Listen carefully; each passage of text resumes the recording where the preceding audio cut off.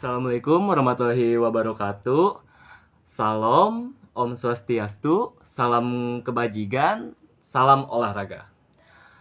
Semuanya, di sini saya akan membahas perkembangan, kemandirian, dan penyesuaian diri. Bersama sahabat saya, Muhammad Baharudin Yusuf. Langsung saja kita lihat. Apa sih tugas perkembangan itu? Menurut Hepingbers, tugas perkembangan adalah sebuah tugas yang muncul pada saat periode tertentu dalam rentang kehidupan individu yang apabila tugas tersebut dapat berhasil dituntaskan akan membawa kebahagiaan dan kesuksesan dalam menentukan tugas berikutnya. Perkembangan masa prenatal. Tahap germinal atau biasa disebut juga dengan germinal stage disebut sebagai periode ovum. Periode Gemini ini berlangsung kira-kira 2 minggu pertama dari kehidupan, yakni sejak bertemunya sel sperma laki-laki dengan sel telur perempuan yang dinamakan pembuahan. Setelah berhari-hari, kira-kira seminggu setelah konsepsi blastokis menempel di dinding rahim, blastokis yang telah tertanam secara penuh di dinding rahim, inilah yang disebut dengan embryk.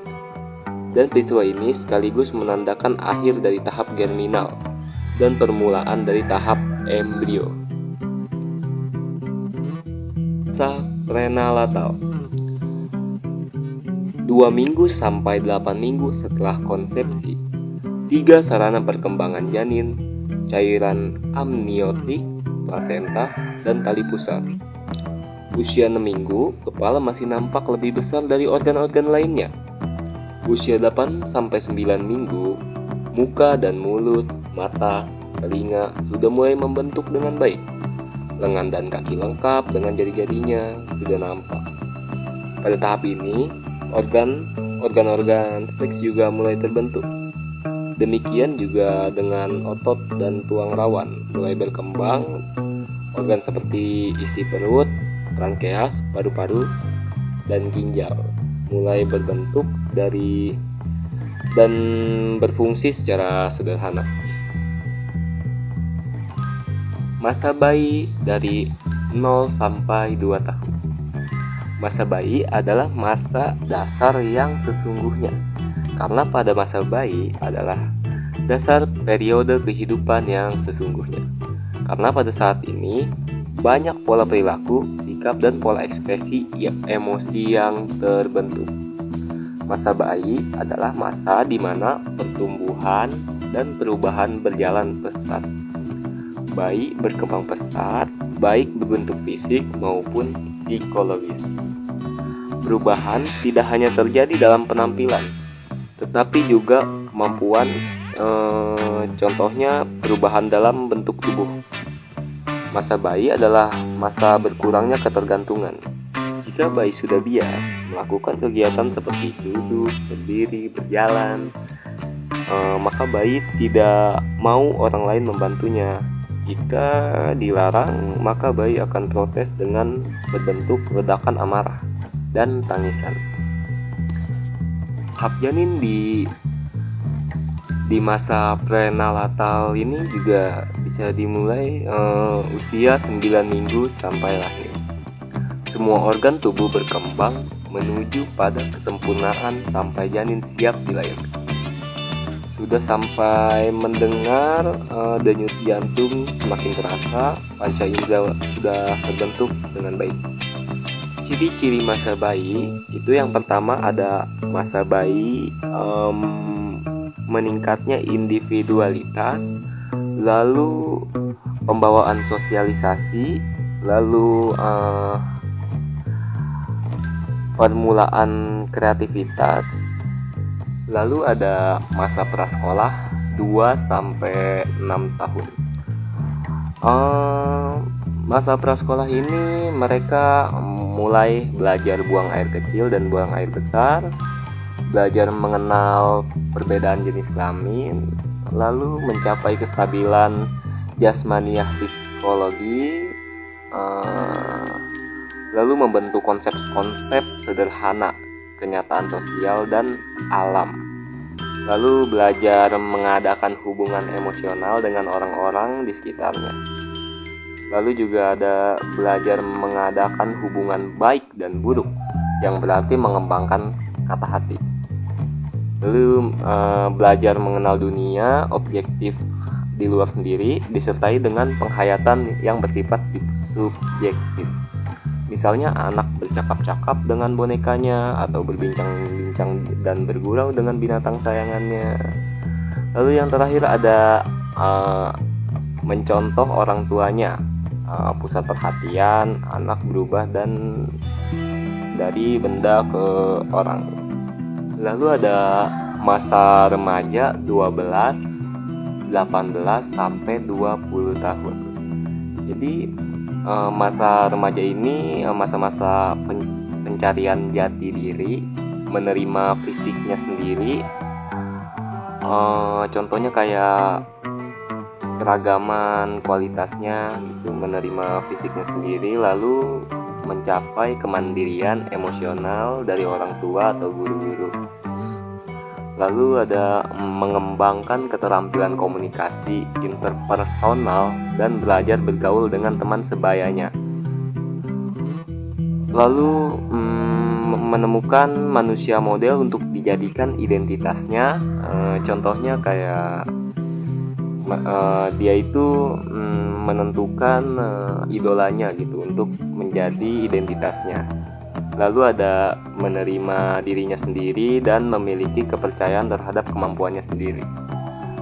Lalu memperkuat kemampuan mengendalikan diri atas dasar prinsip atau falsafah hidup. Yang terakhir ada mampu meninggalkan masa kanak-kanaknya.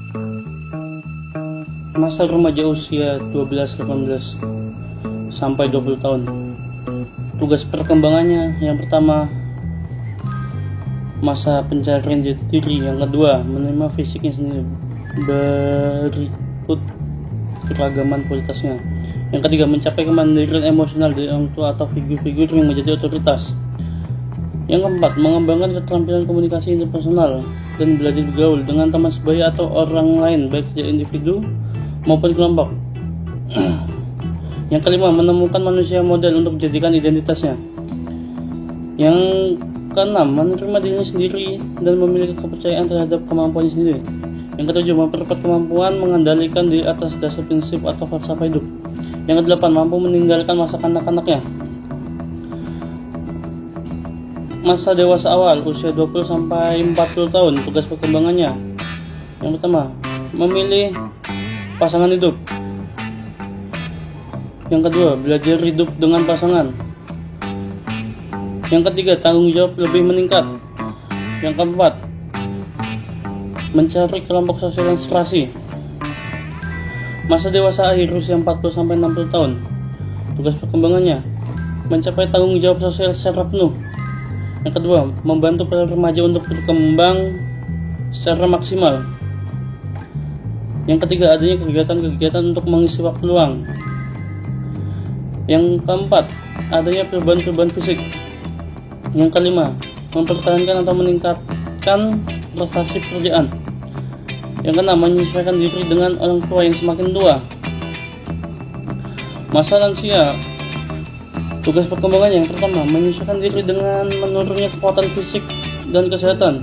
Yang kedua, menyesuaikan diri dengan masa pensiun dan menurunnya penghasilan keluarga. Yang ketiga, menyesuaikan diri dengan meninggalnya pasangan hidup. Yang keempat, membentuk komunitas dengan orang-orang seusia. Yang kelima, membentuk pengaturan kehidupan fisik yang memuaskan. Yang keenam, menyesuaikan diri dengan peran sosial.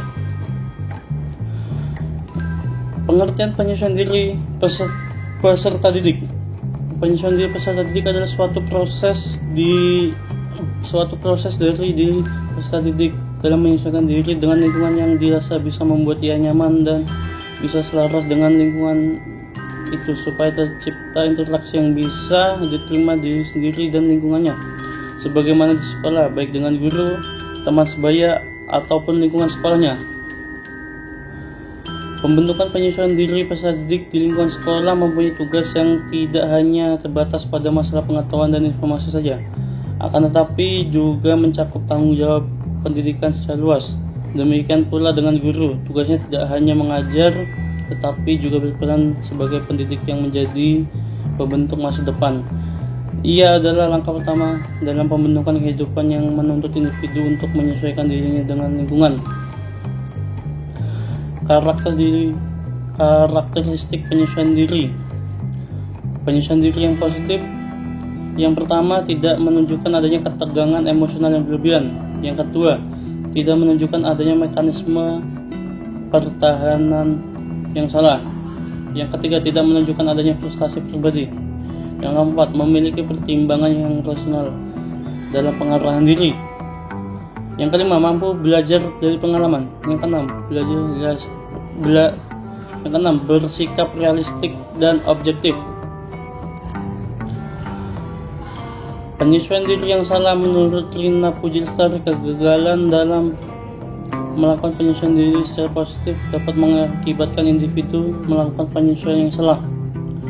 Penyesuaian diri yang salah ditandai dengan sikap dan tingkah laku yang serba salah, tidak terarah, emosional, sikap yang tidak realistik, membabi buta, dan sebagainya. Ada 3 bentuk dalam penyesuaian yang salah, yaitu reaksi bertahan, reaksi menyerang, dan reaksi melarikan diri.